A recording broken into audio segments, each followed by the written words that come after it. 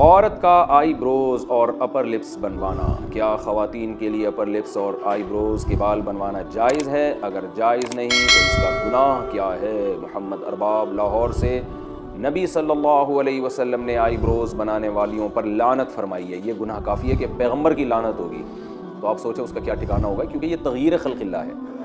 आप अपनी जो अल्लाह ने आपको शक्ल दी है उसको ज़ीनत तो दे सकते हैं, लेकिन डेंटिंग पेंटिंग का काम करके उसमें चेंजिंग नहीं कर सकते आप।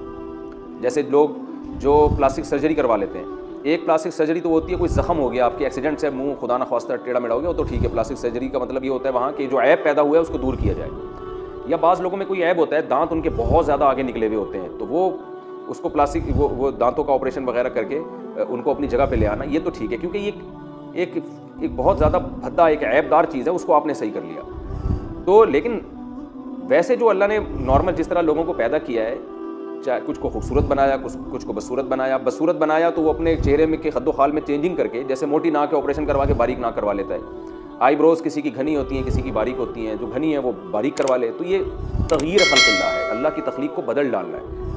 नबी कुरान मजीद में अल्लाह ताला का इरशाद है कि शैतान ने कसम उठाई थी कि अल्लाह मैं इनको इतना गुमराह करूँगा, फ़ला युग़य्यिरुन्न ख़ल्क़ल्लाह, ये तेरी बनाई हुई तख्लीक को बदलेंगे, तेरी बनाई हुई शक्ल पे ये लोग राज़ी नहीं होंगे। तो ये गैर मुस्लिमों से ये चीज़ आई। माइकल जैक्सन को देखें ना, प्लास्टिक सर्जरी कर करके बेड़ा ही गर्क कर दिया था अपना, पूरी चमड़ा चेंज हो गया, उसका अजीब सी शक्ल बन गई थी उसकी। तो ये सब चीज़ें हराम है, इस्लाम इसकी बिल्कुल आपको इजाज़त नहीं देता।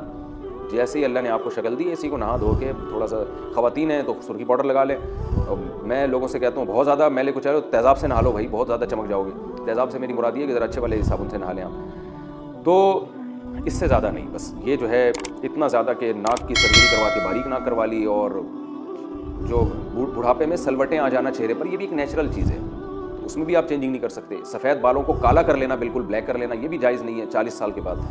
तो इसी तरह आईब्रोज बनाना भी जायज़ नहीं है। हाँ, किसी की बहुत ही भद्दी हो, जो आमतौर पर किसी की होती नहीं है ऐसी, बहुत ज़्यादा भद्दी हो किसी खातून की आईब्रोज, जो बिल्कुल नेचुरल से हट कर हैं, यानी ये तो देखें कुदरती तौर पर होता है ना, किसी की आईब्रोज गहरी होती हैं, किसी की बारीक होती हैं, किसी की थोड़ी आपस में जुड़ी हुई होती हैं, किसी का फासला ज़्यादा होता है, ये तो नॉर्मल है।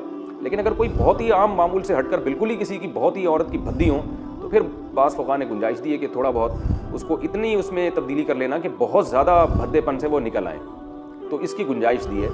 तो लेकिन नॉर्मल ऐसा होता नहीं है, नॉर्मल तो फ़ैशन के लिए ही किया जाता है ये काम, तो ये हराम है, नाजायज़ है। और इसमें ख़वातीन जो समझती हैं कि हमारा हुस्न बढ़ता है, हुस्न बढ़ता नहीं है, वहशत पैदा होती है। देखने वाले को लग रहा होता है कि आर्टिफिशियल है, अजीब सी एक वहशत होती है इसमें, ये जायज़ नहीं है। हाँ, अपर लिप्स बनवाना खातून के लिए जायज़ है।